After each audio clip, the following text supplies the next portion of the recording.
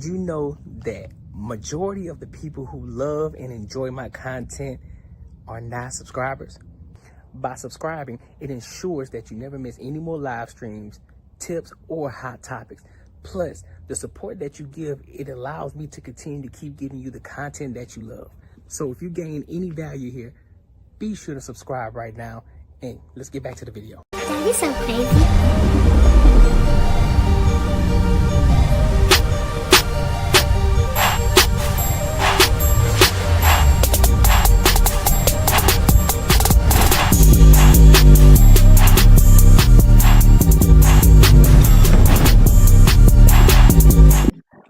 Yo, what is good, and welcome to one of the dopest shows on YouTube where we talk about everything under the sun as long as we get back to the money. I'm your host, Courtnee Edgar.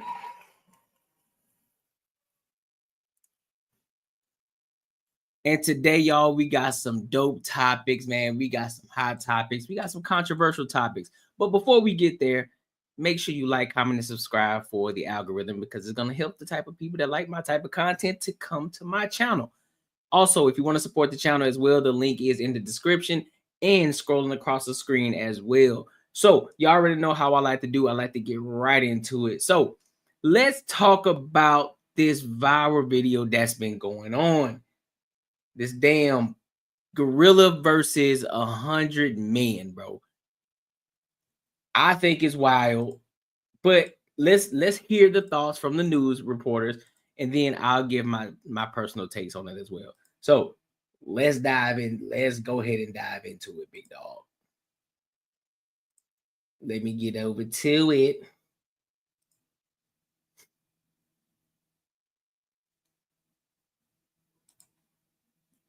Debate that has social media sort of monkeying around. How many of these are we going to do, guys? So let me go ahead and pose the question. Let me go ahead and pose the question for everybody. Do y'all think that 100 men? I'm not putting any context right now. Just based off of the question, do you think 100 men could beat one gorilla? I'm posing that question to everybody. Guys, like 7. Who would win in a fight, 100 men or one gorilla? People have been kicking this question around all week, especially on social media, including up in our newsroom. We actually debated this because there's nothing else to talk about this week, right? So we wanted to get the perspective of an expert. Shannon McFarland is the science director at the, I hope I'm going to say this, Deanne Fossey Gorilla Fund. I hope I said that right. And an associate professor of anthropology at George Washington University. It's good to have you with us. Thank you. I guess, you know, I remember when people were saying who would win in a fight, Batman or Superman, and I was like, you can't do that, nor would I want to see them fight. But in this case, who do you think would win, 100 men or one gorilla? Well, first of all, thank you so much for having me. And I have to say, I love talking about gorillas. So for me, it's really been fun to see how this question has captured so much fascination on social media. I'm just playing, dog. And it's actually an interesting question. And I think we'd be tempted to, at first, to say the gorilla would win, because as the largest living primates on the planet, a silverback male gorilla in particular brings just a lot of power to that fight, right? They have tremendous upper body strength. They have really strong jaws, large, sharp canine teeth. So they probably do very well in a matchup against one human or maybe 10 humans. But humans also have other advantages, of course. So we are known for our endurance or our capacity to sustain activity for a long period of time compared to other mammals. And of course, we're also just really good at coordinating our behavior. So I think it would really come down to just the sheer numbers here. Don't get me wrong. I think there would be some very unlucky humans in this fight. But if the humans were being strategic, maybe taking turns or approaching the gorilla, it's the gorilla versus the man. I think unfortunately over time the gorilla would probably get pretty tired, and ultimately the humans would win out in that fight. Yeah, but I think just a good rule of thumb is anybody who pounds on their chest like that, don't fight them. Right. And also, I'd want to be like the 50th or 60th human in. That's what I've been thinking about it. But science aside, you know, we're joking here, but you are an expert in this particular field. So one just quick question: do you find this a silly? I do. I don't know where. I personally don't know where this fucking argument came from or who thought about it. But to be fair, I'm gonna look at this objectively, right? if you take 100 average men,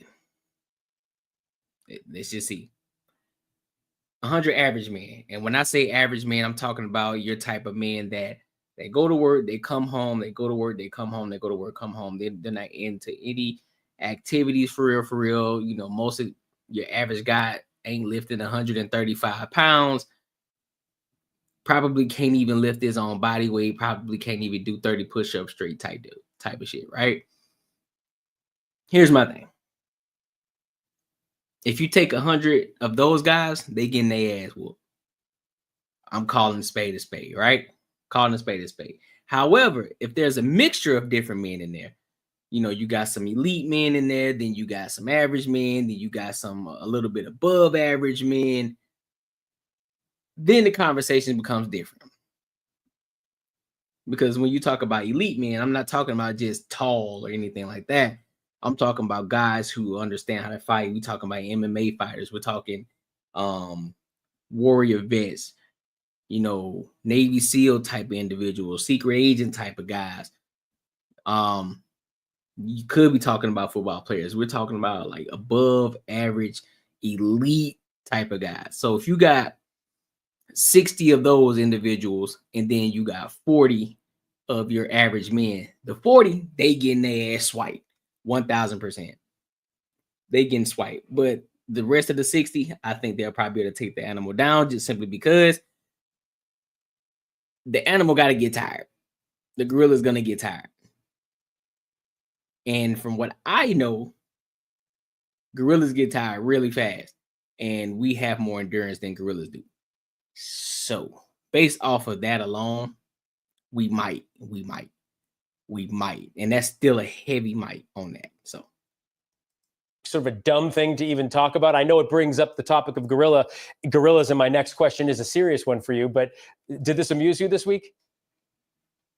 It did amuse me. And I think it really, you know, it goes back to that long-term fascination that we've had with gorillas. And I think it also brings us to this interesting contrast between how we think of gorillas as these ferocious animals that are often depicted in movies versus here's the thing too. How gorillas. Y'all gotta, and matter of fact, and think about it.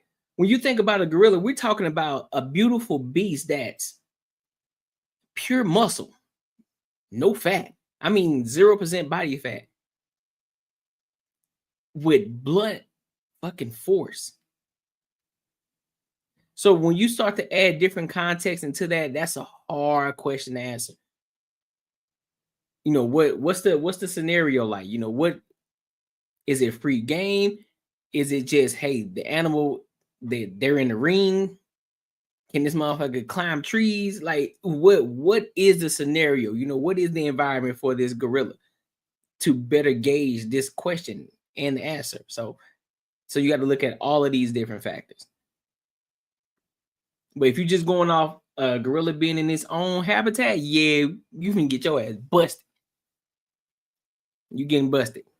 Actually are in the I ain't finna fight no gorilla. They're really much more like gentle giants, as we sometimes call them, than they are these ferocious animals that are depicted in. Right. So A, let's not fight them. And B, I have this question for you.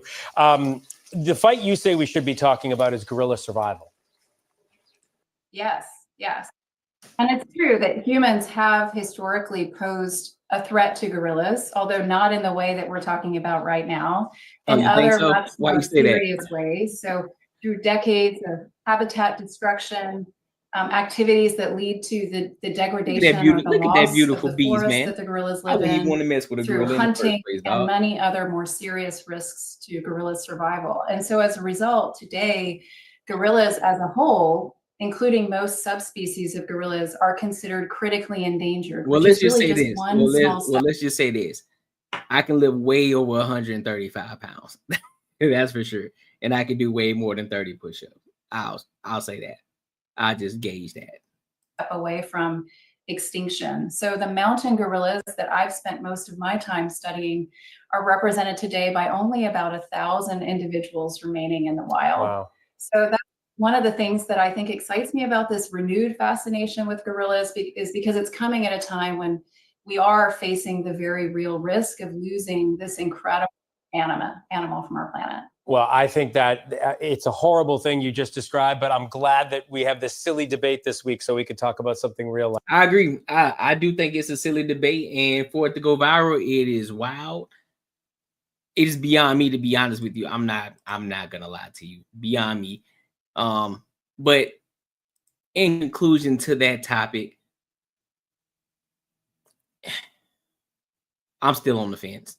I'm still on the fence because you still have to give me, hey, appreciate that. You still got to give me the environment. You got to give me a lot of context behind it. What type of men are fighting this gorilla? There's so many different nuances. So I'm just gonna say I'm on the fence. I'm on the fence about it, on who would actually win that. So don't come for me. But make sure y'all like, comment, and subscribe for the algorithm. And also, if you want to support the channel, link is in the description as well as scrolling across the screen right now.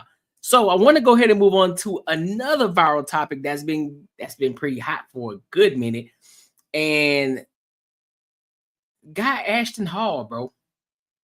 For those of you who don't know who Ashton Hall is, this is the guy who went viral for plunging his face in a bowl of water, drinking Saratoga water, wiping a banana on his face, doing push-ups early in the morning, and the guy also jumping in the pool, and it took him 4 minutes to land in the water. Did that Ashton Hall, right? So we gonna talk about this guy and how one video has taken this man through the roof in virality and different opportunities and different business ventures right now. And so now he just put out a YouTube video about his morning routine and, you know, just everything behind the scenes since going viral. So let's listen to it, then I'll give my thoughts on it. All right, let's get it. Extreme, this guy is blowing up. Ashton Hall's extreme morning routine has taken the internet by storm. But hold on, let me preface before I play this video. While y'all watching, so I'm gonna try to make this quick. Please understand, when it comes to content creation, you have to understand majority of the people, and I mean, when I say majority, I mean the overwhelming majority of people who start creating content, you're not gonna go viral fast. It's not gonna happen for you. You're gonna be an anomaly. And to be honest with you, this is the same thing with the Ashton Hall situation. He's not an anomaly. Man been posting for some years now. Guy has been in the game for a while. All it took was him to be consistent, finding the right thing to happen, and boom, took the fuck off. But I'll dive more into it right now. I want y'all to get the full perspective of what he's talking about and everything that's going on. All right. Make sure you like, comment, and subscribe. The man whose morning routine has gone more viral than any man on the planet, none other than Ashton Hall.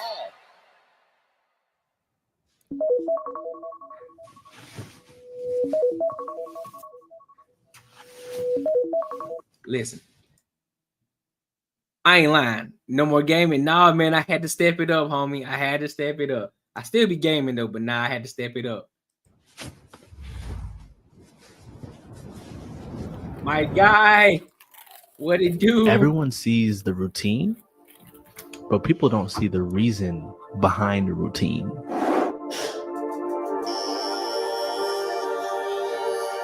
People don't see the pain that I've been through. People don't see the opportunities that I've missed.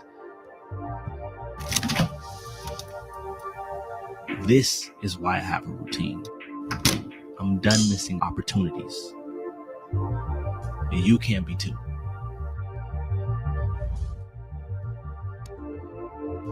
I don't rely on motivation. I rely on habits. Every rep is a choice to be better than I was yesterday. Hey, can I be honest with y'all real quick? So look, I'm gonna be real with you, bro. Ever since he went viral with this Saratoga water, I tried it. I had to. I said, look, man, he up here promoting the hell out this Saratoga water. So let me try. I went to the QT. When I went to the gym, I said, you know what? I'm gonna drink on this Saratoga water to see what it's hitting for. Matter of fact, a post that I did, I was actually drinking it. Not gonna lie, the water is actually pretty good, man. So I just wanted to throw that out there. And no, I ain't plugging in none. I'm not branded by them. They ain't paying me, which that we can get into discussion about that, but nah. So I just did a free plug for them. The pain reminds me that I'm here for a reason. Because when the feeling fades, the system stays. I start my day reading the Bible and with prayer because this was one of the things that I've been lacking. So the things that I needed to work on first and foremost was becoming a great businessman, getting closer to the Lord, doing things that made me uncomfortable. I get to spend time with myself, my own thoughts, with the Lord, and work on self-improvement. Because if I can't help me, I can't help anybody else. That is why I've shared my morning routine, because this is how I've jumped over that hurdle. So a lot of people will see in my past, I had a lot of potential, but I couldn't lock in. You know what I'm saying? I passed over the opportunity. P-O-O-R, right? Passed over opportunities repeatedly, right? And I got tired of passing over opportunities. So I had to make a change. And this was me making my change. Changing my morning routine changed my entire life. The ice, it's helped my skin. It helps me wake up. I feel like I've had 2 espresso shots after I do it. I did my research. I put it into my routine. It helped me. Let me go help other people. It just turns out when I do it, it goes viral. That's true. That's true, though. People ask, why do you even share your morning routine top to bottom?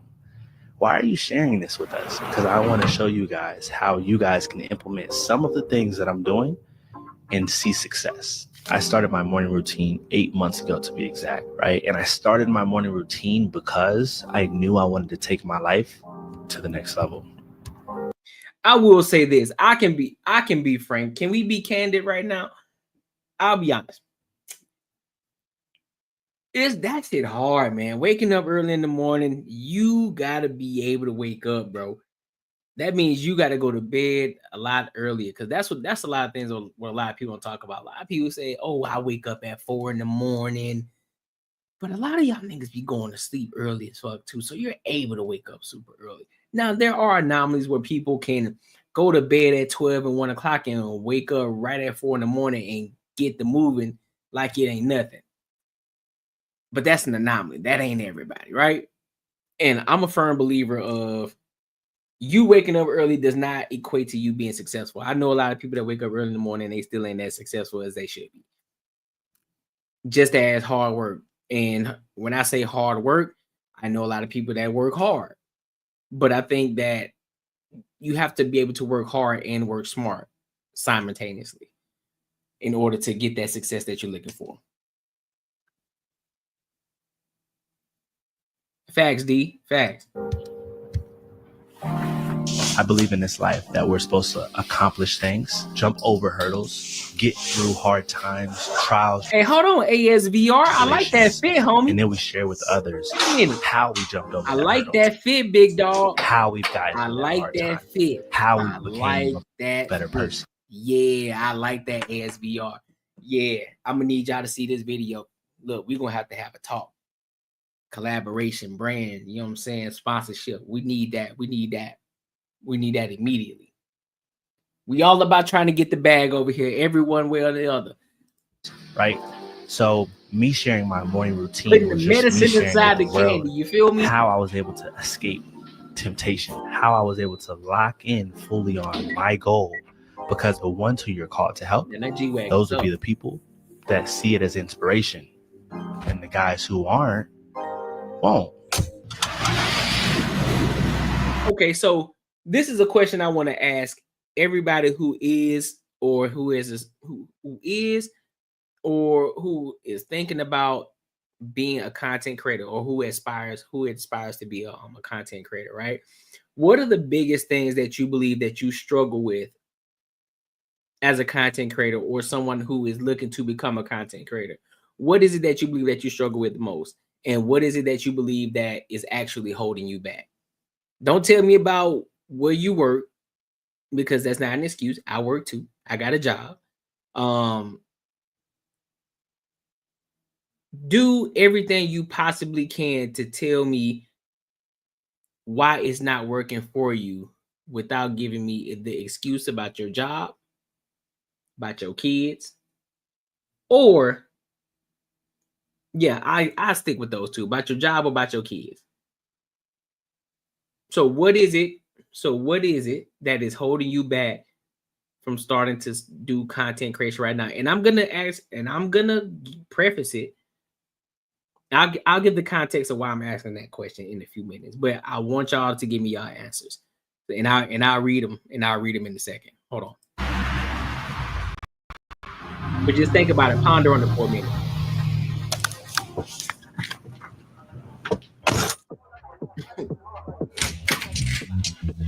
This man got tape over his mouth. Just wake up. What is that? When I want to wake up and I want to callous my mind, right? I want to go do something that my body is probably saying no to.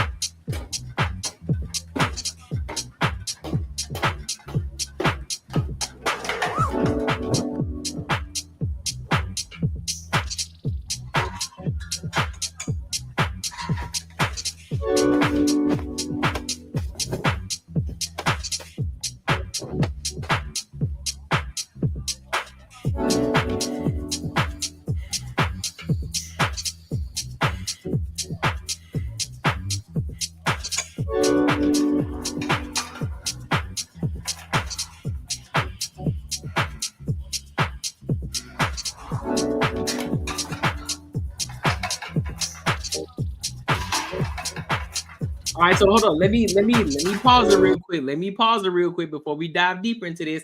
So we got a couple of answers back on what is it that you feel is holding you back. So I'm gonna start from the TikTok first, and then we'll see, and then we'll go into the YouTube. So Damn said, he says, I want to, but I have social anxiety. We will just be staring at each other. I mean, that's just something you just got to overcome. You having social anxiety, I personally don't think it's an excuse. You can literally be talking to yourself. I'll give you an example. So I'm live streaming right now on YouTube, and I'm looking in a camera, but it's like I'm talking to myself. Picture this. Have you ever talked to yourself in the mirror before? Have you ever just looked at yourself in the mirror and just started talking? That's exactly what live streaming is. Making content. That's exactly what it is. At the end of the day, if you're worried about what people are going to say about you, what people are going to think, regardless of what you're doing, regardless of if you're doing things for the greater good, or if you are being the evilest person in the world, people are going to talk about you one way or the other. So at the end of the day, yeah, I agree. You are your biggest obstacle. You are in your own way, and you are missing out on a potentially huge bag. Real talk, a huge bag. Let's see. D Savage Fitness says, I'm my biggest obstacle. What is it? What is it about your obstacle that you believe is holding you back, though? What is it? What obstacle do you believe? What is it? Yes, but nobody talks back to me when I'm alone. Well, that's the beauty of it. You can respond or you don't respond. I like to respond just to engage, but over time you get used to it. When you first start making content, real talk, believe it or not many people are going to be watching you. Just being honest, not many people are going to be watching you when you're just starting out. So it's literally like talking to yourself. It's going to seem weird. It's going to seem crazy, but then over time it gets easier. It gets easier and it gets easier. Then you're going to have one person comment, 2 people, 3, 4, 5, 6. Then the more consistent you become, the more people that's going to start popping up. Then you can just have a regular conversation like you're talking to a friend. That's literally what it feels like. It's almost like talking to a stranger, but you don't have to answer them right there in their face, because it's not like they're just staring at you. You guys looking at each other eye to eye. You can respond whenever you feel like it. And you can respond on your own time, kind of like how I'm doing now. I could have waited a little longer to respond to these messages, but I decided to respond now. Same thing. D Savage says, for sure. Let's see, J Ben, my guy, J Ben, what it is, my boy.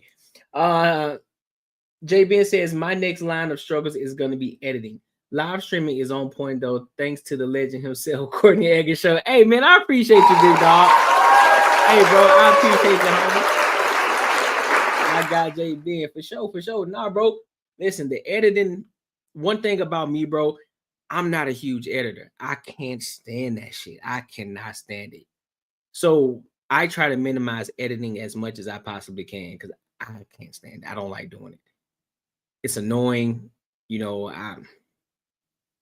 I guess I can say I'm my biggest critic. I'm really not that great at editing my content. So I wanted to make things as simple as possible so that way I can be consistent as I possibly can. So that's one way to look at it. Don't worry about trying to edit that shit, edit out crazy. Because more people want to see, they want to see you. They want to see the mess ups. They want to see you stumble. They want to see you stutter a little bit. You know, they want to see the real you. They don't want to see all the spruced up shit. You know, you constantly, everything is perfect, everything is lined up, the lighting is perfect, all of this shit, bro. They want to see your authentic self. So I think, you know, minimal editing, and that's what the social media is going towards anyway. So they're getting away from all this editing crap. So that's one way to look at it. Damn says everyone tells me that because I talk and I give good advice, but I be in my own head. Yeah, you just got to get out of your own head. Look, be in your head, but at the same time, still keep moving forward, still keep pushing forward. Just do it. Just try it out. Give yourself 90 days to be consistent. If you got to post it one time a week, say, look, I'm gonna be consistent with posting one time a week every Wednesday. Do that, and then ramp up from there as you go, as you get better, as you get more comfortable. D Savage says, I have good lives. Well, I have good lives, but I don't prioritize it as I should. I know I'm missing money. Yes, absolutely. Yes. Hold myself accountable more. Facts. I'm glad you hold yourself accountable though. For sure.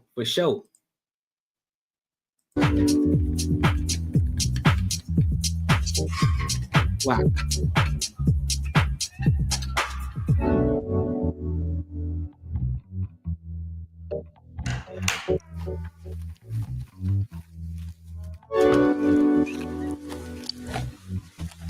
How you treat your body after a workout matters just as much.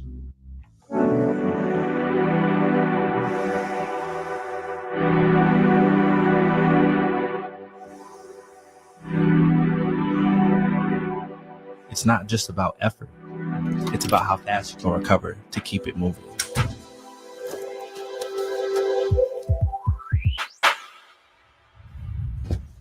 Another thing that was getting a lot of traction was the mouth tape. And the reason why I wear this is because I'm a heavy mouth breather. And I was doing more research, you know, the people who are heavy mouth. Man, I tell you, man, listen, I'll tell you one thing. This dude is a marketing genius, bro. He's a marketing genius, fam. This is crazy. Breathers at night, they don't get good sleep. And I realized if I just tape my mouth, I think my sleep can get better. You know, I'll probably be breathing throughout my nose a little bit better. I'll break that bad habit. I won't snore anymore. I won't be drooling. So it's a couple things and a couple reasons why I decided to do that. Why do I wear it in the gym? I wear it in the gym because I'm a yapper. I like to talk. So now I have this tape over my mouth. I'm breaking a bad habit. And I can't talk to the guy out there who wants to talk. It's like I'm in here for business, bro.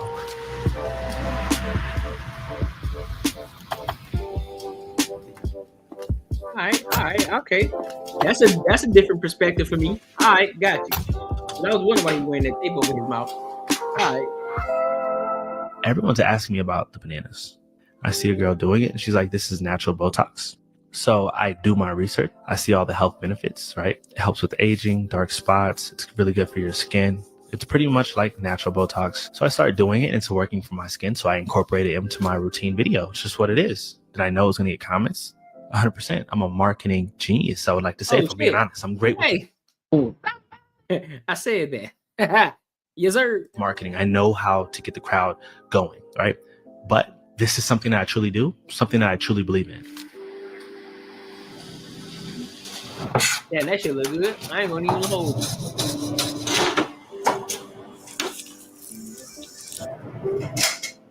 So when I first started coaching in general, my whole last year was dedicated to my mentees. I was helping online coaches scale their business, get more views, stuff like that. The things that I've done and mastered in this life, I was holding their hands, and I still do.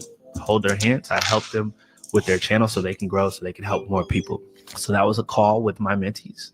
And I was telling them, bro, we have to do at least 10,000, right? So when I first started, I did 10,000 my first month when it came to in-person coaching. I had maybe 11 clients. We made $10,000 our first 30 days. The second 30 days, we did another 10,000. Then the third month, I walked away from in-person coaching. I did online coaching, and we did 20,000, right? So I tell people all the time, bro, we have to do at least 10,000. I will, if you know me, I say this all the time. That went viral, and a lot of people think that I'm talking to a black screen. It's okay, cool. They want to take that and run with it. I'm going to troll. I'm going to say, dang, you did 10,000. Congratulations. Now we got to get to 20. Did I say it in that second video? No, I was trolling. But the first video was completely true. And me saying, congratulations, you made 10. We got to get to 20 is completely on brand and something that I've said off camera before. You know what I'm saying? They know. So I'm gonna kind of go on a rant a little bit here for a second. So y'all just roll with me for a second here. So first and foremost, I'm gonna go ahead and give him his flowers. Give him his flowers. Right?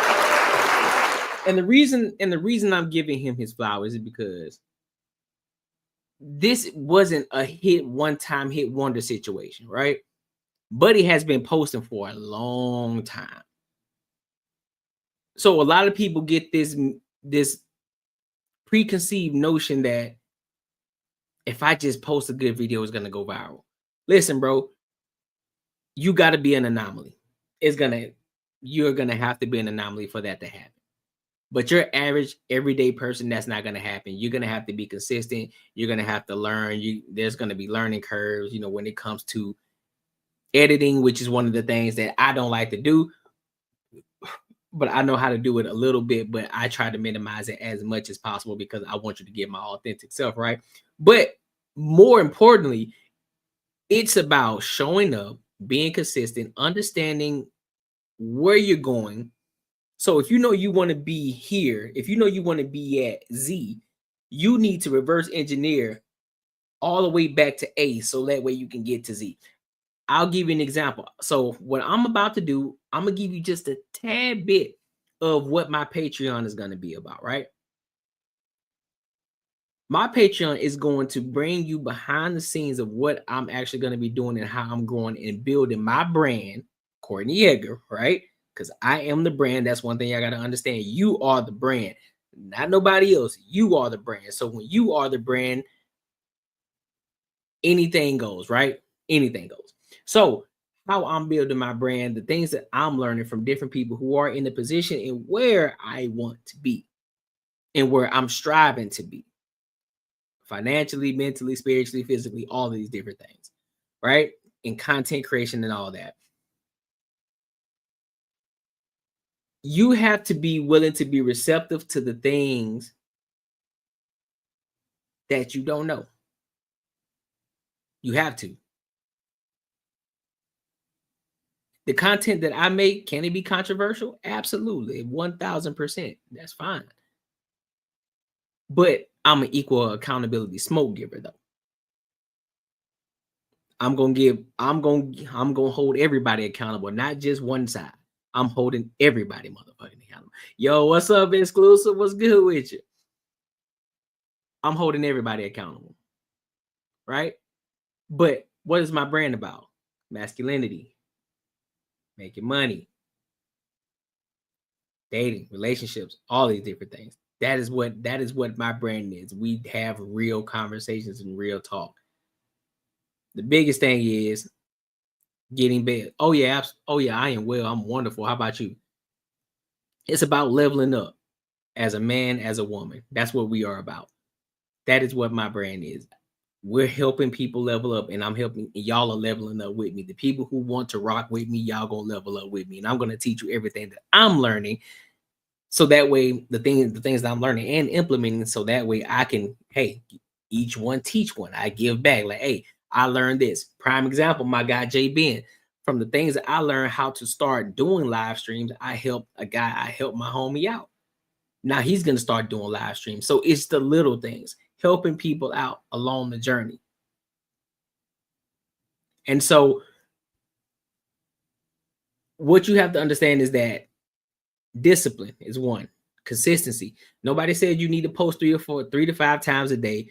That's some crazy shit that somebody said. If you got that kind of time, do it. Me personally, I'm the type of person I know myself better than anything. I'm not gonna be able to post 3 to 5 times a day because life happens sometimes. So I know, but I do know I can post 1 time a day for sure, and I can be on point with it every single day. I know I can live stream every Tuesday and Saturday, and I'm gonna be there every single time. I'm gonna fucking show up.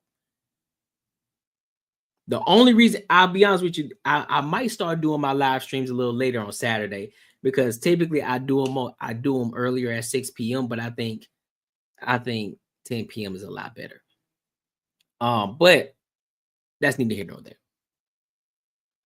But the point is this: a lot of people looking at Ashton Hall as if he is just a one-hit wonder. No, he's been posting for a long time. He's been consistent with it. I've been following the guy for a hot minute. And this one thing that he did, the stars align, is a little bit of luck, consistency, and discipline all at once. Everything hit at the right time, and he's capitalizing on it. He's making a mockery of the people who are making a mockery of him, right? He's trolling different situations about him jumping in the pool, and it took him 4 minutes to land in the water, right? He's making a mockery out of the situation of him saying $10,000, now we got to level up to $20,000. Making a mockery out of him rubbing fucking banana peel on his fucking face and wearing the tape across his mouth. But everything has a method to it. Everything is strategically planned and put out there for y'all, and y'all will see it every single day. He's giving y'all different ways to make people start talking, because everything that he said, you're talking about it. You're talking about him plunging his face, and then while he's pouring lemon inside his water, then plunging his face in it. Everybody's talking about why he's putting a banana peel on his face. Everybody's talking about why this nigga waking up early in the morning with this Saratoga water doing the ridiculous form push-ups, right?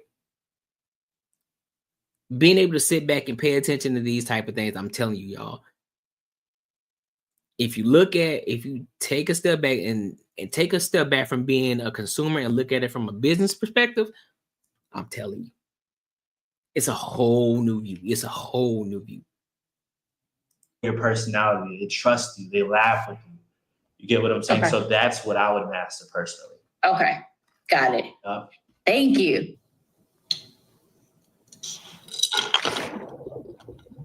I ain't never seen nobody plunge their face that many times. So I ain't gonna hold it. YouTube, what is going on? Back with another video, and it's been, I think, like 8 to 9 months. So if you guys don't know already, we've been going super viral for the last 3 weeks, and this has been huge for me, bro. So big. Like, I've had moments where I was like, I'm about to get off of.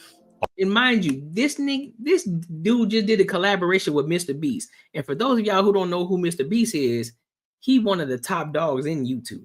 So if you're able to get a collaboration, you got him making noise. Yeah, bro, you doing something right.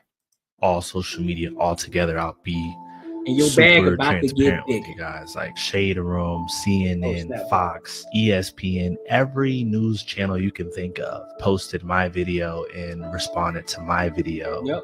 And a lot of people were calling it bizarre. And I was a little discouraged at first. I was a little bit down, because, why do people have so much comments about my routine, bro? This is my routine. This is what works for me. I'm saying I'm not calling people out on what they do. But at the end of the day, I have to realize, I always told myself this: I'm not here to be normal. I'm not here to be average. I want to be above average, right? I want to be the guy who stands out. Get what I'm saying? I know I'm called to do that. So I say all that to say, on this channel, you'll be seeing my routines, how I've gotten to where I'm at. For the next 3 to 4 months, maybe even the next year, I'll be going through routines in different countries. All right, so now he just plugging to tell everybody to subscribe and like him and everything like that, man. Shout out to Ashton Hall, bro. Shout out to him, bro. Doing great things. My boy Jay Ben says, definitely helped big time. We'll be in G-Wagon soon. Appreciate you extending the olive branch to pull up and support another brother. Absolutely, fam. Absolutely, dog. Absolutely, bro. And I've never been that type of guy to, I don't gatekeep, bro. If I know some shit and I can tell you to help somebody else, bro, that's what I'm about, dog. I'm about helping everybody else because I know it's hard. We see other people being successful, but then they act as if they don't want to talk or they don't want to give you any piece of the game because I don't think I want to give it to you because they act as if money is so scarce out here.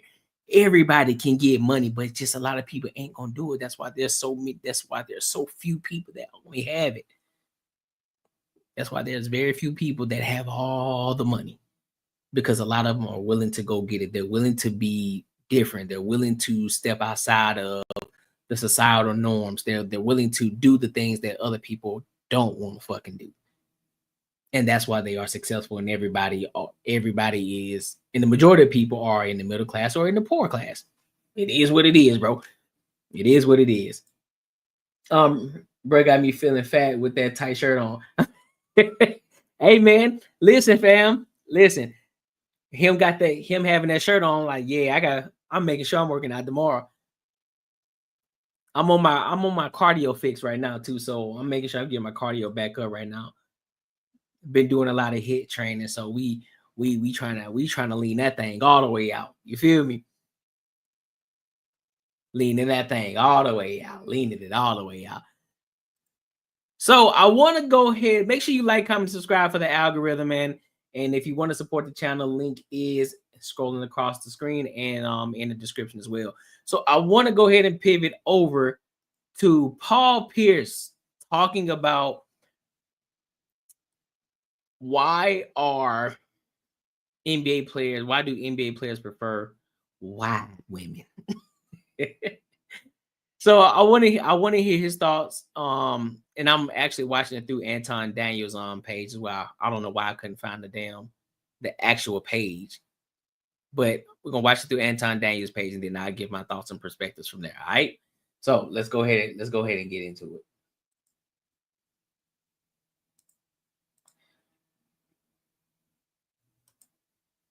Like really admire Black women. Can we give it up for that? Because you love Black women. And so do you. And that's very powerful to me. That's I really I appreciate that. Damn, that's I all he think dates too. He's never dated a non-Black woman, and you've never dated a blonde. I think that's so powerful. Dated, that's true. But that could be like changing maybe. I don't know. What? Why you say that? Why you say that could be Why changing? you say that? I'm what you doing? What you doing, like, big bro? I go to New York, it's like like Colombians and like Dominicans. I mean that's still adjacent. Okay. No, my thing is, but the majority, what I'm public about, especially with the basketball homies, I roast y'all about white bitches top to bottom. My mom, she was on that since I. He didn't though. His ex-wife is a Black woman. He don't play that. See, both my baby mamas is Black. But you know me, my sports hit. Both my baby mamas is Black.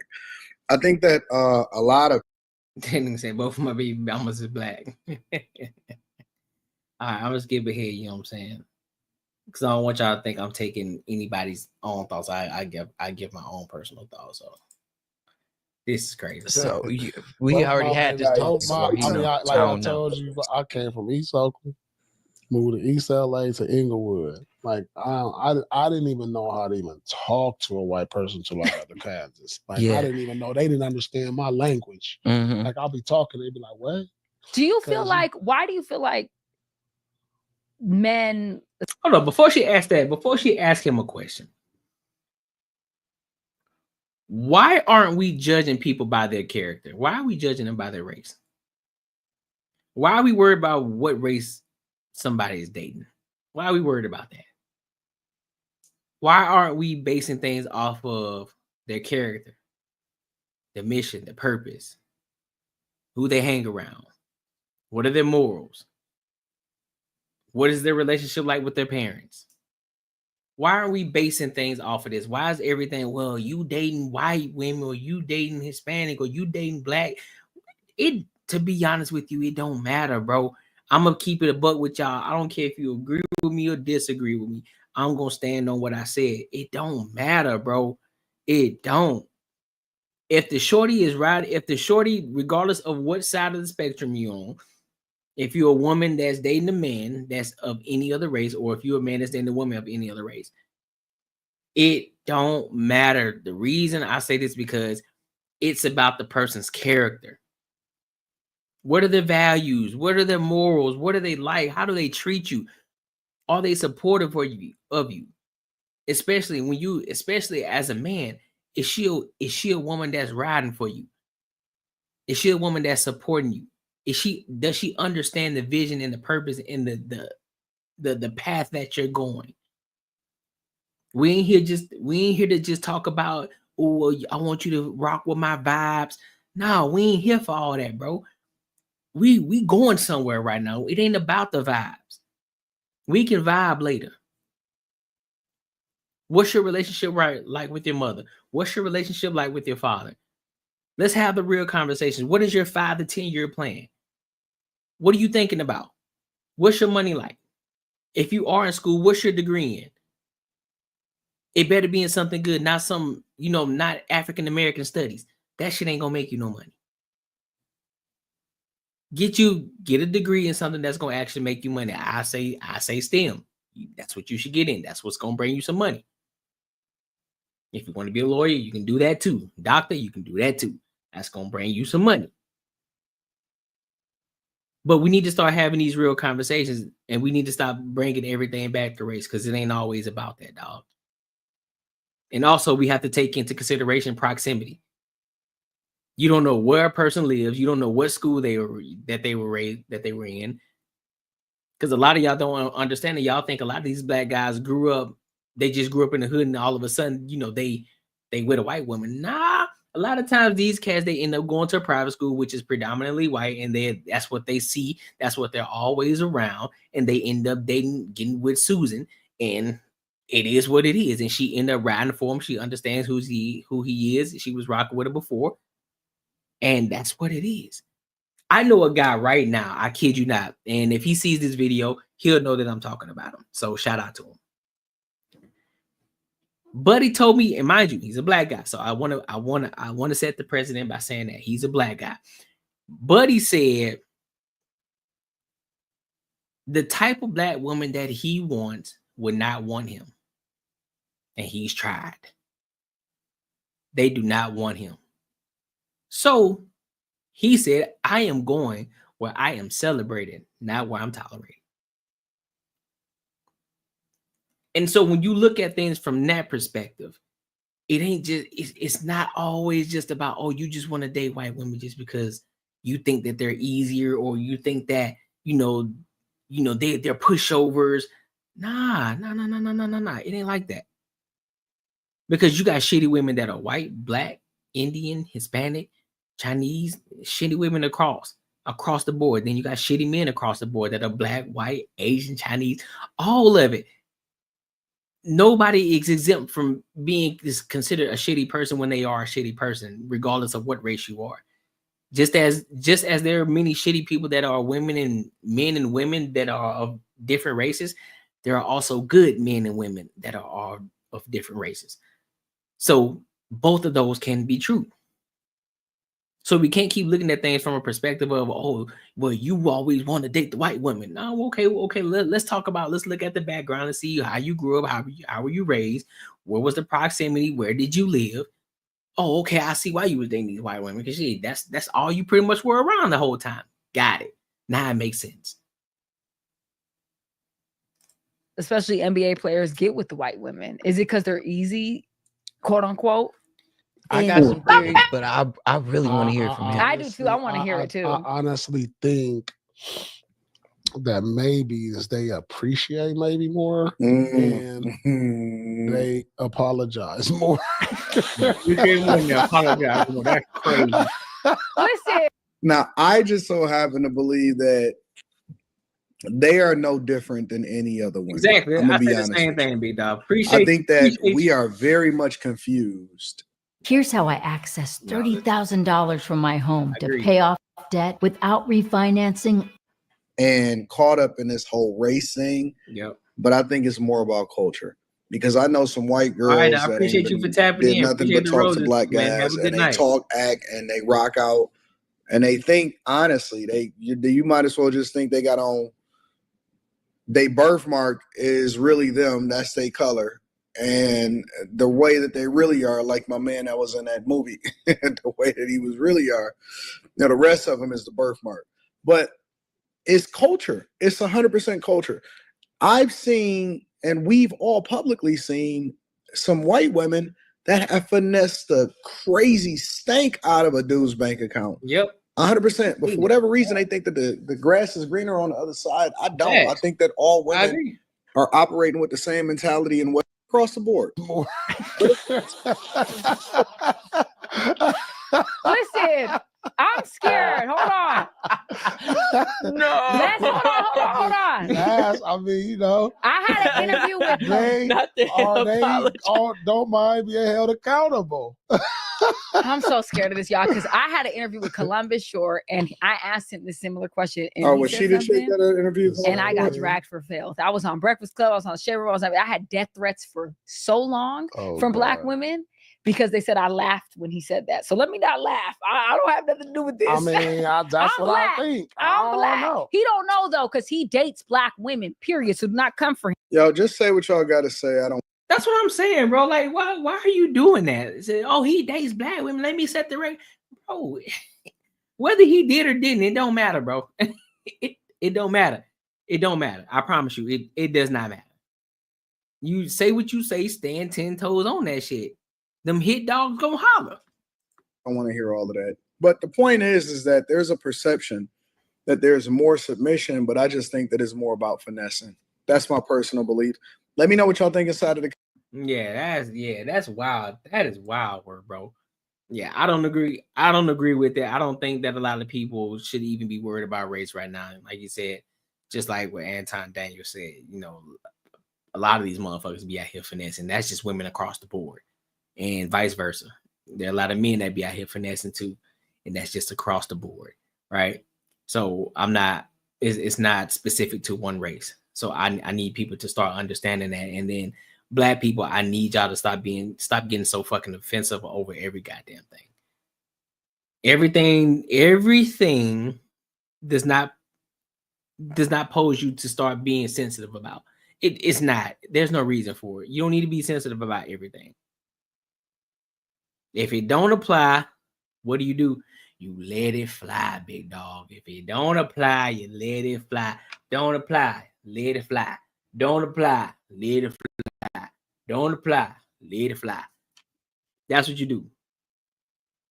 But that's needed. But it is what it is, though. It is what it is. So you still gonna have people complaining, playing victim, and all that shit. So make sure y'all like, comment, subscribe for the algorithm. If you want to support the channel, link is in the description as well as scrolling across the screen right now. So I want to go ahead and dive into the last topic for tonight. And one of the guys that I haven't done a reaction on in a while is Officer Tatum. Let me rephrase that. Mr. Brandon Tatum. Shout out to him. He's been doing some numbers. He's been doing some great things out here. Holding people accountable. And now he had the opportunity to be on Stephen A. Smith's show and debate with Stephen A. Smith. So I want to get into that. I want to see what that's about. This is my first time watching this, so I'm watching it with y'all. So we watching this shit together in real time. All right. So I want to go ahead and get into it right now. So let's dive in.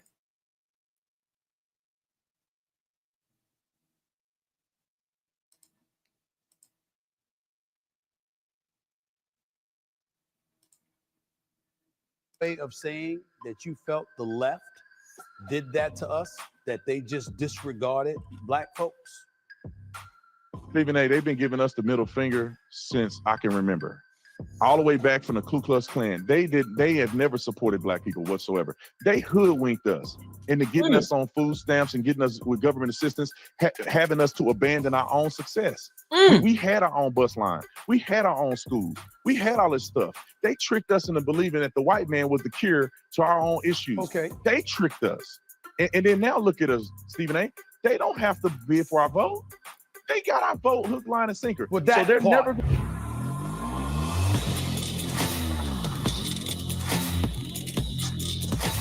All right, Mr. Officer Tatum, shout out to the boy.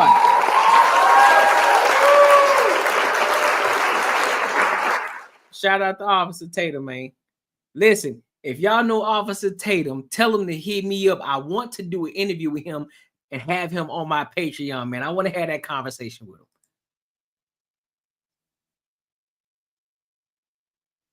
All right, well, come on. What we doing? What we doing? What we doing? What we doing?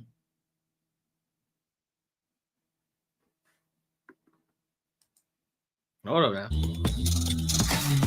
First, I want to tell you guys about a Tatum store. If you want some merch, we just be as a conservative, and if he had to vote for Trump again, he'd probably vote for him. And the reason that he's that way, because he's a reasonable individual that can think, and we don't agree on everything. We ain't never gonna agree on everything. Right. But at the end of the day, if you can have a peaceful discussion, that's where it works. So I want to show y'all the clip. We're going to watch it together, because if you didn't see it on Stephen A. Smith's channel, go watch it on Stephen A. Smith's channel. But since you're here, you can watch it right here. We're going to watch it together, and I'm going to give you a little bit of feedback, because there's a lot of things I wanted to say that I forgot to say, because 2 years of me talking about Stephen A. Smith, and then I finally get on the show. It's kind of hard to cram all this into a small period of time. That's fact. And then there are some statistical things that I wanted to say, but when he asked a series of questions, I can't get to all. Personality. He has a strong following on YouTube. By the way, I think it's escalated over 3.4 million subscribers, by the way, ladies and gentlemen. He's a former college football player and former police officer who is the host of the hit show, The Officer Tatum. Please welcome Brandon Tatum, a.k.a. The Officer Tatum, to the Stephen A. Smith Show. What's up, Big Time? How are you, man? Nice to finally meet you. How's everything? I'm blessed, man. God is good, man. And I'm really excited to talk to you. Man, please, the pleasure is all mine, man. Even though, listen, there have been times when you've been critical of me. It's okay. I can take it. Damn it, if I'm wrong, tell me I'm wrong. It's no big deal, right? But before I even get into this interview, I need you to tell me, why do people try you physically?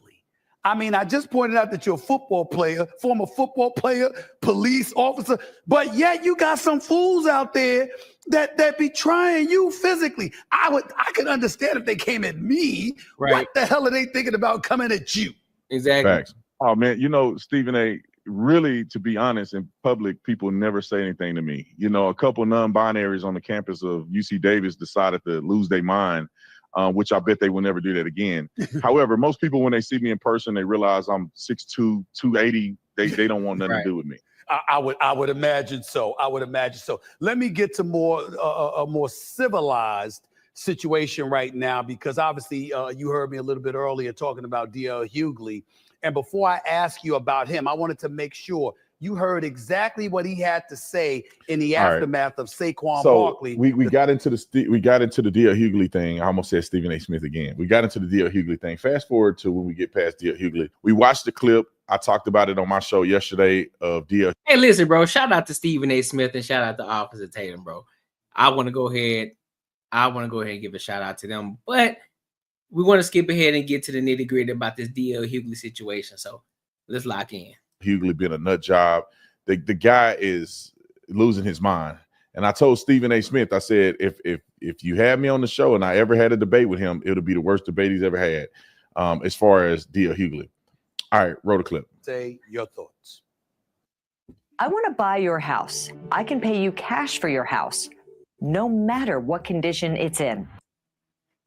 First of all, D.L. Hughley has been historically one of my favorite comedians. I love D.L. Hughley, but I don't know what he done. I don't know, he bumped his head or something, but he has lost his mind. And it's a shame that he has to go down the path of racism.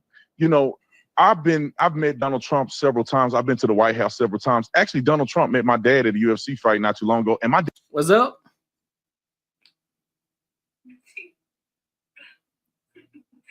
Dad didn't even vote for Trump. So Donald Trump isn't what they're projecting him to be, but also the racism that exists amongst black people. Why is D.L. Hughley, who claimed to be a pro-black man, hating and talking down on another brother? Just because you decide to love a woman that happen to not be black don't mean you're a sellout and you don't understand the black struggle. That's a fact. And Saquon Barkley, who's a rational adult, who wants to play football and enjoy his life and don't have to have a problem with Donald Trump because everybody said he does. I mean, he went and golfed with Donald Trump. He was flying on a, Marine One with Donald Trump. What's the problem with that? Unless you're a racist and you hate white people, you shouldn't have a problem with a brother loving a white person or a brother supporting a president just for the sake of him being the commander in chief. And D.L. Hughley just, he bothers me so much because I just don't like what he says about black people, generally speaking, but I can go on forever about it. What did you think about what he had to say as it pertained to Trump and the administration essentially trying to eradicate black history? Basically, whatever initiatives, executive orders, there's a lot of things that we can point. Now, I got a cringy moment on here. I just want y'all to know it's a cringe. How y'all feeling? How y'all doing? I'm good. So if y'all hadn't noticed, I'm live on my YouTube right now too. Yeah. Yeah. Yeah. Cringy moment. I'm like super embarrassed. Have you ever done something that you can't erase, but it's kind of embarrassing? So I'm on here flamed up, right? D.L. Hughley, I want to just go off on D.L. Hughley, but I make videos about Stephen A. Smith all the time. So I'm saying Stephen A. Smith, Stephen A. Smith, Stephen A. Smith. And so I end up saying Stephen A. Smith when I meant D.L. Hughley. So I said Stephen A. Smith hate white people, man. Stephen A. Smith a racist. Oh, I'm still embarrassed. I haven't even watched it. I was not going to even watch that part, but just so y'all know it's about to happen at some point right here. Roll the clip. That people have believed that's what he was doing. What do you make of that and what Trump has done since he's been in office? I think it's absolutely asinine to suggest that Donald Trump is trying to erase black history. That's the craziest thing ever. D.L. Hughley don't have any evidence whatsoever to make a claim like that, other than having Trump derangement syndrome. Donald Trump in his first term, he gave permanent funding to HBCUs. Donald Trump literally had every HBCU president in the Oval Office talking to them about things that they can do to improve black universities. Donald Trump, the operation zones, and I mean, you can go down the list and all the things that he's done that help black in the black community. The people that have been a part of his administration. Is Byron Donalds a sellout? Is Clarence Thomas a sellout? I mean, all of these other people would say Clarence Thomas, though. Officer Tatum, some people would say that about Clarence Thomas. They do feel like Clarence Thomas has been one of those individuals that has no interest in pushing forth Yo, what up, my boy Nick? Yeah, bro, the stream is going good, homie. Black causes at all. That has been said about him for decades. Long before Donald Trump came along. And it's because of black people who inherently are in their consciousness are racist individuals, because they don't like Clarence Thomas because he got a white woman. But let me tell you this. I bet you $1 million you won't see D.L. Hughley talking about Bubba Wallace, the NASCAR driver that did the fake hoax with the noose. You'd never hear him talk about him because he's willing to say all this activist stuff that he's not really believing in. But he got a white woman. So D.L. Hughley is inconsistent with his projection against black people. I'll just say this. Black people cannot exist in America isolating themselves in a cocoon with other black people who, to be honest, hate on them more than white people do. And D.L. Hughley is a perfect example of it. Right. Why won't you uplift your brothers? Why won't you celebrate the brothers that got invited to the White House that won the Super Bowl? Why wouldn't you? Yeah. Because you just don't like Donald Trump. And I guarantee you'll never hear D.L. Hughley say anything negative about Donald Trump before he became a Republican president. That's why I don't have no respect for these dudes. And then I'll tell you this, Stephen A. They don't never talk about the thugs in our community. They never talk about the problems. I mean, consistently talk about hold on, fam. Hold on.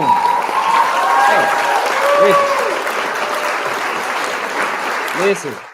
One thing's for sure, two things for certain. That boy Officer Tatum over there cooking right now. You understand me?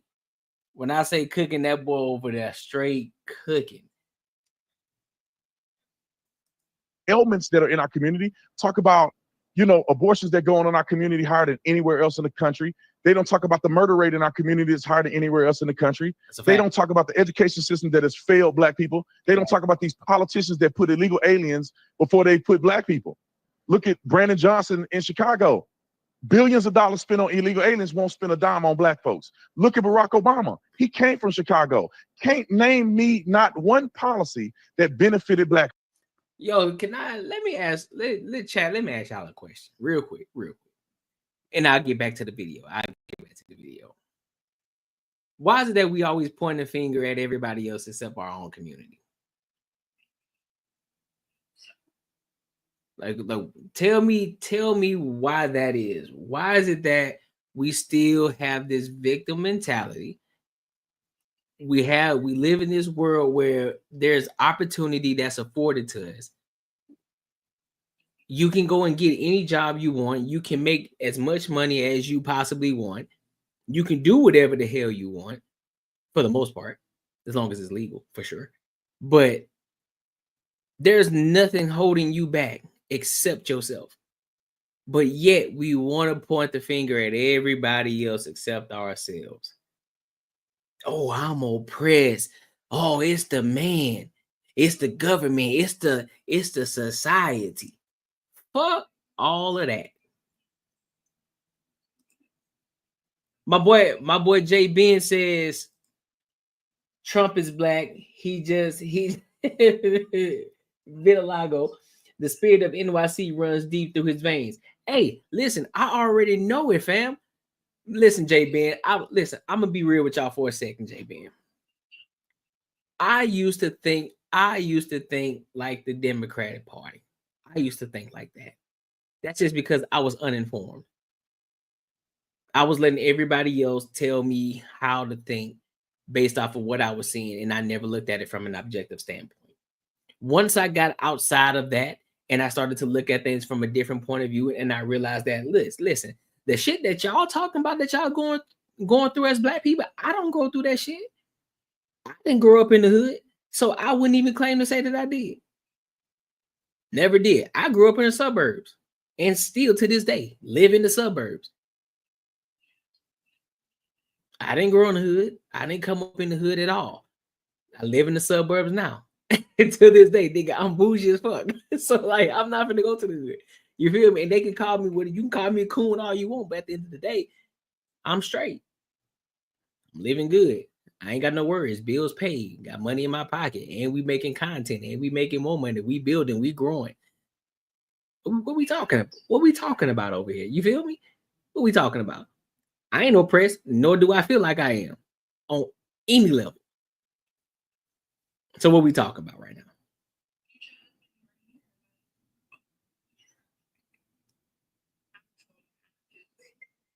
Wow.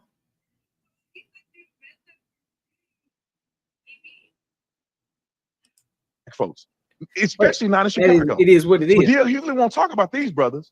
They won't talk about these hoodwinking snake oil salesmen that are acting like they're activists. For instance, Reverend Al Sharpton.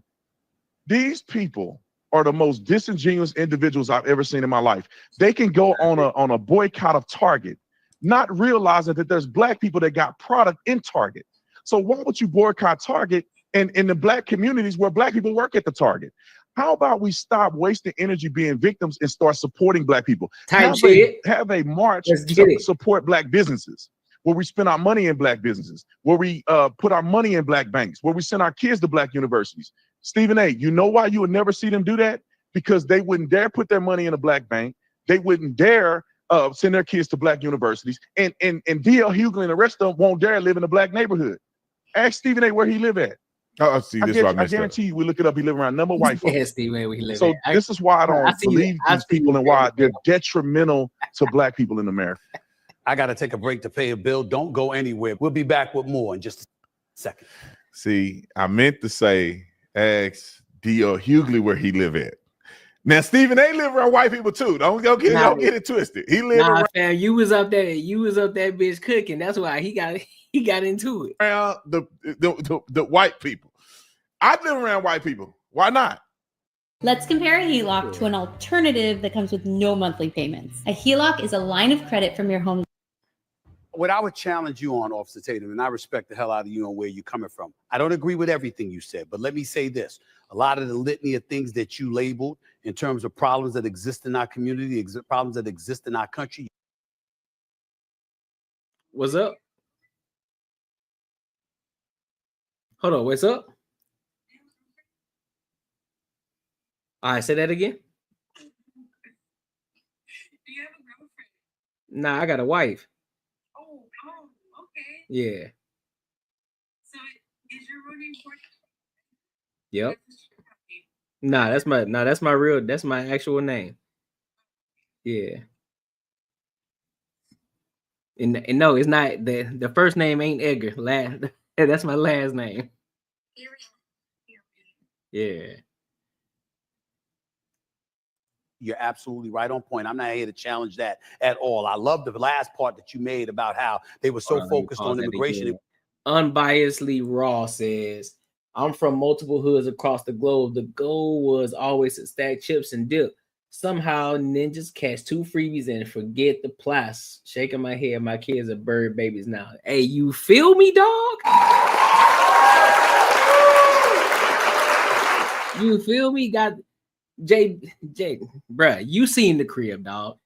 We ain't lying over here. We ain't just talking just to be talking, bro. We building and we growing over here. I already said I'm making my first million in this crib already. So it is what it is. That's what we working towards. And then after we get that, you know what I'm saying, we moving on to the next level. You feel me? That's what we on. They were so focused on woke culture and cancel culture that they forgot about black folks along the way, the folks on the left. I totally agree with you about that. I've been decrying that for the longest time.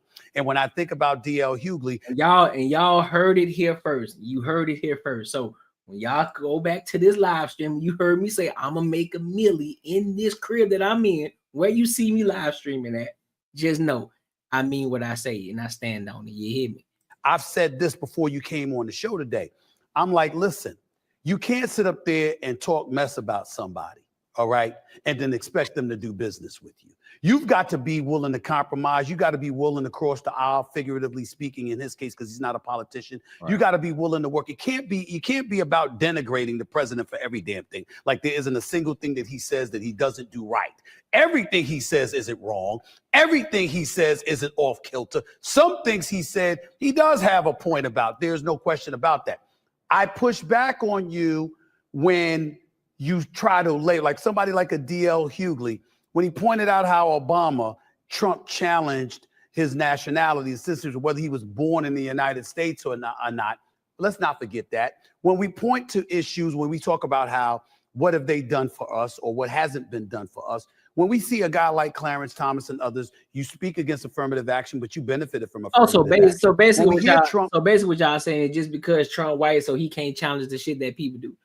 He can't challenge other people, because I guarantee you, if it was a black person that said the same thing about Obama, y'all would not be saying the same shit. Like, come on, dog. Like, I ain't got time for this shit, bro. I ain't got time for this. Y'all doing too much. Y'all doing too much, bro. Trump come into office and literally a plane collides with a helicopter and he's blaming DEI with no evidence whatsoever. And they're questioning the meritocracy of something or the merits of something. And all of those. I didn't get a chance to respond to that because he asked like 50 questions at one time. So, but I do want to talk about and push back a little bit on the point where he says that Donald Trump said it is DEI. He made the accusation of DEI with no evidence at all. I think it was premature for Donald Trump to make an accusation of DEI, but I don't think it was with no evidence whatsoever, right?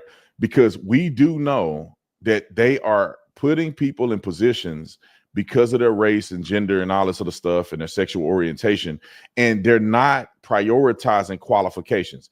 And this may be a perfect example.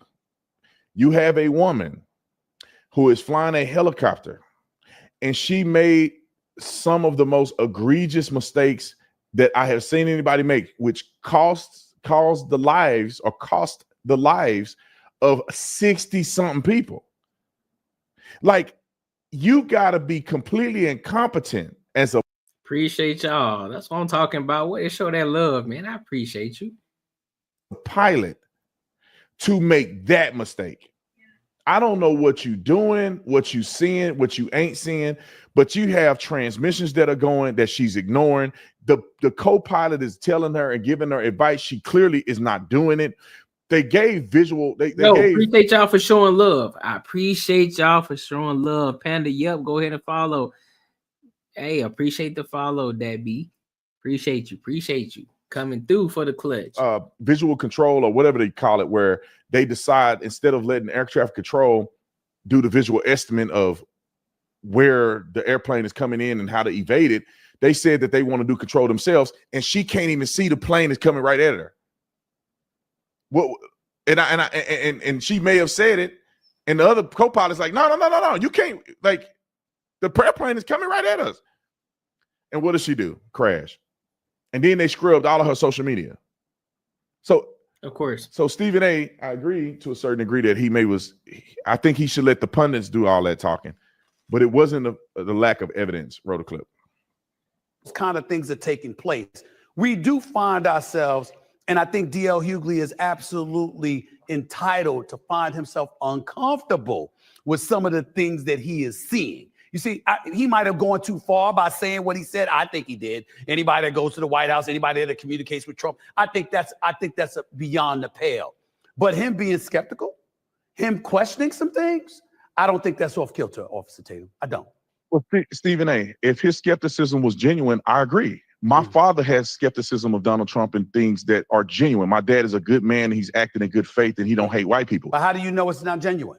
I think he has a big issue, and he hate white people deep down in his soul. And that's why everything white people do, he has a criticism. When white people get in a shooting against black people, he has a criticism. I guarantee you I haven't seen his take on the kid in Dallas that stabbed a young man in the heart. I guarantee he took the side of the black man. Let's go back to the birther thing. The birther is...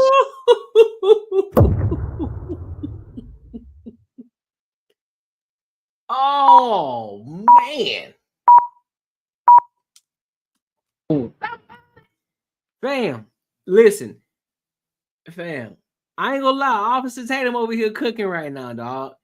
Y'all here cooking. I've never been a fan. I'm gonna be 100% transparent with y'all right now. I've never really been a fan of D.L. Hughley. I haven't, dog. Not his comedy, not his political views, not the way that he looked at the world. I really don't rock with. I don't know what it is about him. He may be a solid dude if you talk to him in person. You know what I mean? He might be, but I'm on the outside looking in, based off of the way that he talks about the black community, based off of just his comedy, just everything about him on the outside looking in. I just can't rock with him, bro. I'd have to have a full-on conversation with him and sit down and talk to him in order to get to know him before I fully judge him. But based off of what I see now, nah, bro. Nah. Argument about the validity of Barack Obama's birth certificate started with Hillary Clinton. And there was a whole bunch of other politicians outside of Donald Trump. Donald Trump piggybacked off of things that people had already established. D.L. Hughley, I mean, we can go down a list of all the other things that you said. His skepticism of policy. What policy is he referring to that Donald Trump is doing that's against black people? Last time I checked, building the economy helps build black people's pocketbook. Last time I checked, when you're talking about immigration, that's what I'm saying. Listen, that's why I gotta say it again, bro. Y'all gotta join the Patreon, bro. We get into the bag, dog. You understand me? The things that I'm learning from other people that are in the position, man. Listen. All I'm gonna say is, since Trump been in office, bro, I have gotten some bread. You feel me? You feel me? I have made some bread, and the money is gonna continue to keep stacking. We're gonna continue to keep building. We're gonna continue to keep getting the bigger bag. We're gonna get this 9-to-5 bag, and then we're gonna get this content bag. We're gonna get these brand deal bags. We're gonna get this sponsorship bag. We're gonna get a bag, bro. We're gonna get it one way or the other. If it takes some time, that is fine. We in this for the long run. We ain't in this for the short time. We ain't in here for 3 to 5 months. We in here for the long run. And that money gonna be long. You feel me? Like the LD. No Diddy. and getting all these illegal aliens out of our country, spending taxpayer dollar, black people pay taxes. That helps and benefits the black community. When you think about Clarence Thomas, this is a black man who worked his way up and decided that we do not need affirmative action because it discriminates against all people. It discriminates against black people because there are black people who are qualified that are not necessarily associated with this affirmative action thing. You know, they may have a family, they come from a good family, a good household, and they're not associated with getting a handout because their parents did the work, right, and their parents put them in a position where they're not considered lower income or people who benefit from affirmative action. All right, hold on. But also, I was thinking too fast, and I didn't get to say what I want to say here because there's another point to be made as well.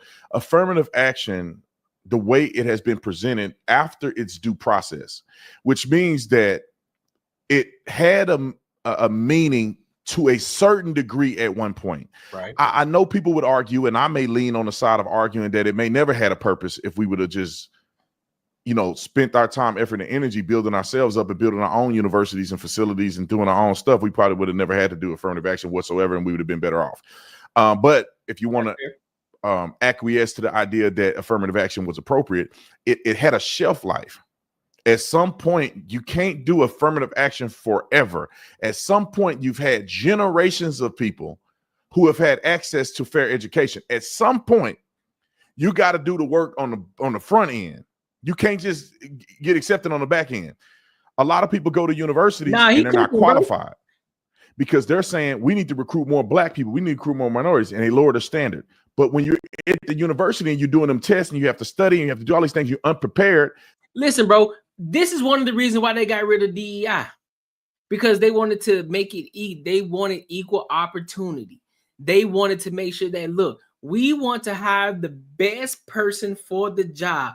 I'm not hiring you because you're black. I'm not hiring you because you're a woman. I'm not hiring you because you're a woman and you black. I'm not hiring you because you black and you a part of the alphabet community. I'm not hiring you because you a man, you black, and then, or you a man and you decided that you want to be on the other side and you think that you get menstrual cycles every month. I'm not for it. I'm here for the best candidate, and may the best candidate win. If the best candidate win, it is what it is. I don't care about what you got going on outside of work. As long as you can do the job, I am going to hire you. That's what this is about.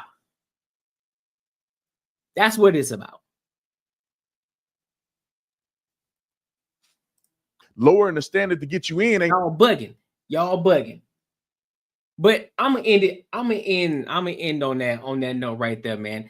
Listen, bro, make sure you like, comment, and subscribe for the algorithm, for the people that like my type of content. Also, if you want to support the channel, the link is in the description as well as scrolling across the page right now. Listen, my good people, and hear me clearly. I'm glad Trump is in office.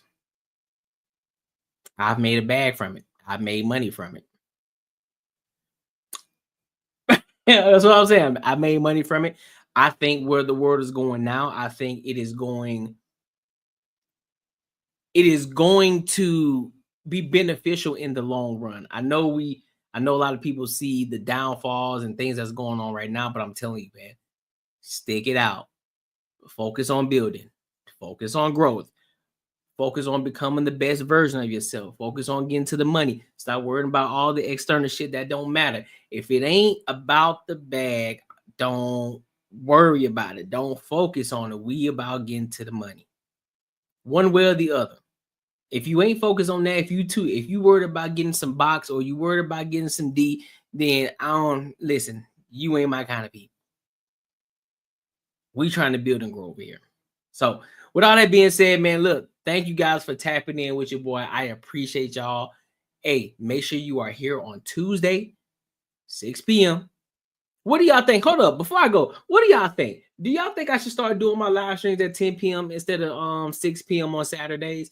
Because I think 10 p.m. is better, dog. I think around 10 p.m. is better. Should I start doing my live streams around 10 p.m. or 6 p.m. on Saturdays? I'm thinking 10 p.m. I'm thinking I want to change it to 10 p.m. Because I can do what I can do throughout the day. You know what I'm saying? I don't have to rush, and I can really take my time. And then when I'm here, and I can just lock in. Maybe 9 p.m. or 10 p.m. Y'all let me know. I'm gonna post a poll, and y'all tell me what should I do, 9 p.m. or 10 p.m. I'm thinking 10, but depending on what everybody say. So 9 or 10 p.m. Y'all let me know in the comments. But other than that, I appreciate y'all for tapping in with your boy. Thank you for all the people who showed love, all the people who commented. And before I go, let's read what Unbiasedly Raw says.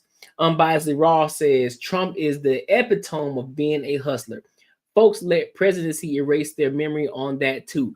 Exactly, bro. That's what I'm saying. That's what I'm saying. They must forgot who Trump actually is. They must forgot. All I'm gonna say is I'm gonna lead off with this. Trump is one of the only presidents, and if it's somebody else, y'all let me know. But Trump is one of the only presidents who's really been looking out for the black community. Oh, I said it. He is one of the only presidents that's actually looked out for the black community. But somehow they pin him as a racist. Interesting. But hey, it is what it is. It is what it is. I voted how I voted. I told y'all who I voted for. Ain't no shame in my game. It is what it is. I did it for a reason because I became an informed voter. I became an informed voter, not just a voter because everybody else said I should vote for one side or the other. Just saying. So without further ado, hey, I appreciate y'all. Thank you. I will see y'all on Tuesday. Make sure y'all are here. Tap in with your boy. I'll holler.